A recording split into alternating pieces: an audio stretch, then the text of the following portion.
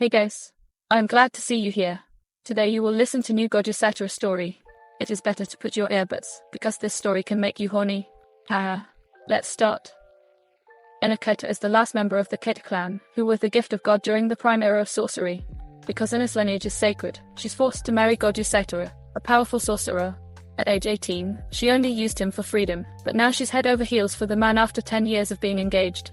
Little did she know that her face looks like Sukuna's past lover. Nozomi bumped into me in the hallway, and his innocent eyes stared up at me.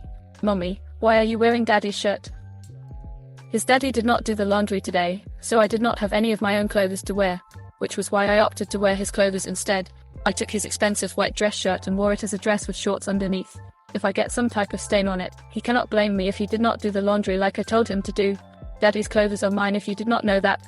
I poked his small nose with a soft smile. I am going to be out for a while. No. Be nice to Yuji since he's been watching over you for a month. He's a great babysitter.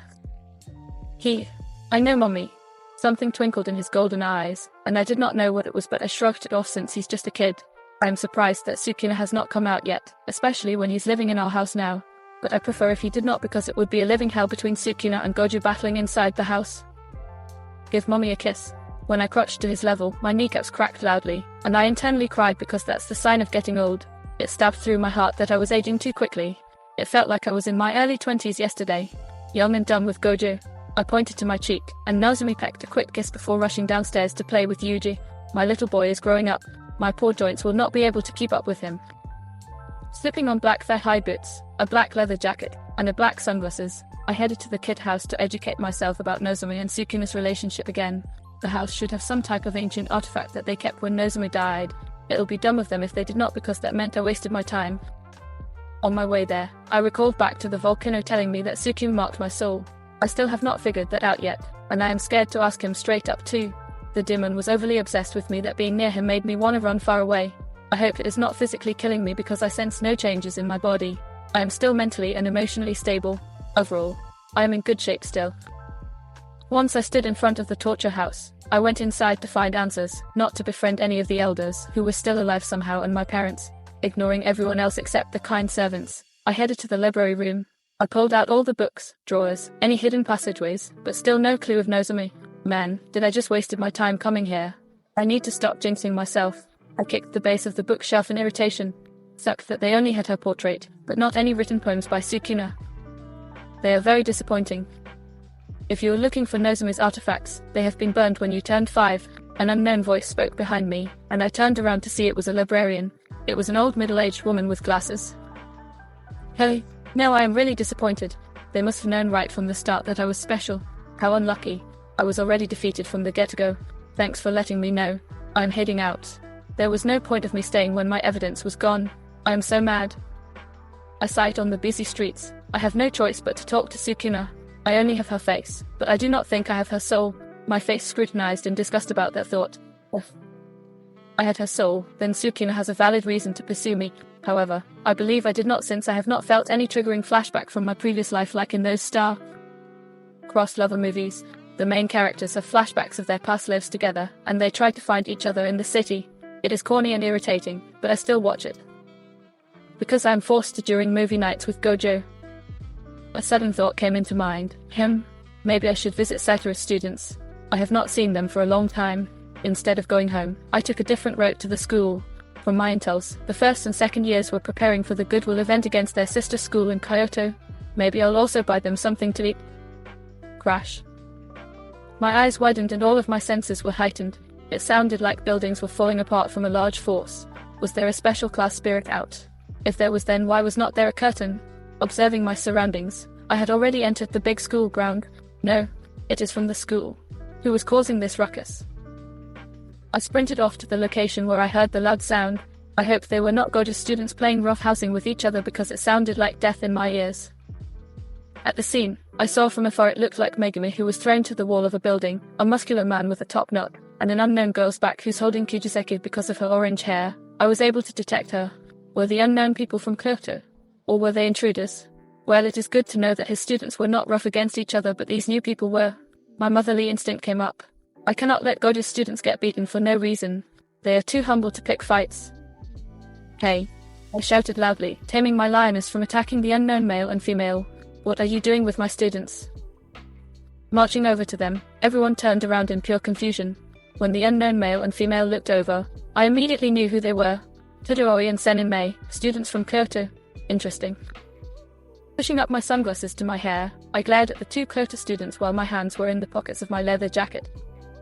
Ena-sensei. Megumi quickly picked himself off the rumbles and greeted despite his minor head injury. All my little baby Megumi was bleeding because of Todoroki. I will not fight these kids unless I have to, but I kind of do since they attacked first from how I am seeing it. Who are you? Todoroki brashly asked, stepping his way towards me. I could tell from his tight-knitted facial expression, his soul was irked by my presence stopping his fight with Megumi. A scoff left my lips as I sneered at the Kyoto students. Todoroki, grade 1 sorcerer. Senin Mei, grade 3 sorcerer. It is a bit disheartening that you do not know who I am. I did not expect them to know because I am always at home with Naozumi, whereas God is doing the workload, but they have been in this business longer than the first years. I cannot let them off the hook when I am an important figure in the jujutsu world. I'll educate them since it seems like they need some learning of who I am. Fushiguro, she's Gojo-sensei's wife, right? Kyujiseki totally forgot who I was, but that's okay because I only met her one time. I do not expect her to remember me, but it would have been nice if she did. My heart hurts just a tiny bit. It seems like you Kyoto students do not know who I am despite being involved in last year's fight led by Gito Suguru. So let me do a character introduction for two. I am formerly known as Kita Ena, but now I am Gojo Ena. I married a man-child. Technically, me and Gojo are not legally married through the system yet, but spiritually we are married. Name Gojo Satoru, the most powerful sorcerer in all time. Yada yada yada. Besides that man of mine, I am also a powerful sorcerer too. I am never there in the fighting because I have a child, but you all would be in a tight situation if it were not for my clan's ability, I painfully said through my sneer. I hate my clan, but we were indeed powerful because of our divine cursed energy and our domain expansion. Enough of my talk, that's all I wanted to say. Do not forget who I am because there's going to be a day where I am needed. I might have to call Itahan since she works at that school and give her an earful about you too. I mumbled off before gearing my attention to Gojo students. Megumi, Kyujiseki, let's go. The two kids followed me, and we bumped into the second years. Meiki, Panda, and Inumeki. You three have grown so much from last year. Meiki, we just saw your sister in Todoroki. I explained to her what happened. Dang it, I should not have let my guard down. Meiki mumbled in regret. I do not know what she's conflicted with, but it is not my problem to ask. Panda also chimed in. I did not think they would attack before the Goodwill event. Just like what Panda was thinking, none of us knew why the two even attacked in the first place. Oh Megumi, let me heal your head. I turned my attention to the bleeding boy. I do not know how this boy does not suffer any brain damage. Getting slammed into buildings would knock me out instantly. My mind and soul would not be able to handle the pressure. Megumi stepped forward, not complaining as he took this opportunity to recover fast. My hand placed on his head, and my energy flowed through him and instantly healed his wound. There, you should be good. I pulled my hand back to my side, and just when I opened my mouth, a cheery yet needy voice bursted in the air. Oh honey, it was none other than Gojo who skipped over to me with an angelic smile. Gojo must have come out from a meeting. When was he here? I did not recall Gojo telling me that he's going to be here, unless it was a last-minute thing. Whatever it was, it did not matter much. He came an hour ago, Meiki informed me before announcing everyone to get back to training. I knew the second years, especially Meiki, did not want to be around me if Gojo had appeared. Hi babe. I opened my arms wide as he scooped me up and twirled me around. My hands were placed on his shoulders, and I kissed his forehead until he dropped me back on my feet. You are in a good mood today, I mean you usually are, but you get what I am saying? Gojo had a proud look on his face. It is because my baby is wearing my clothes. You are so sexy. You are so hot. You are so pretty. You are so beautiful.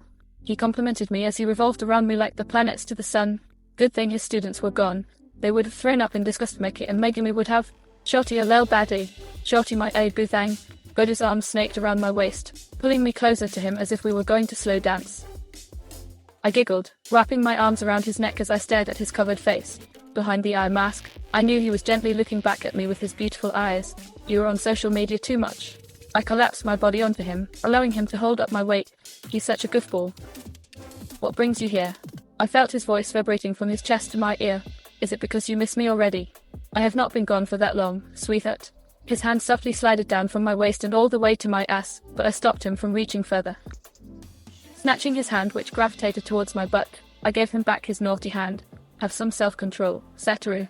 We are out in public. I stepped back in case he would do the same act again. And no, I did not come here because I missed you. I see you every day. I actually came back from the kid house because I wanted solid evidence of the things Nozomi and Sukuna exchanged in the past, but it seems like they do not even have it at all. It is sad, yet I cannot do anything.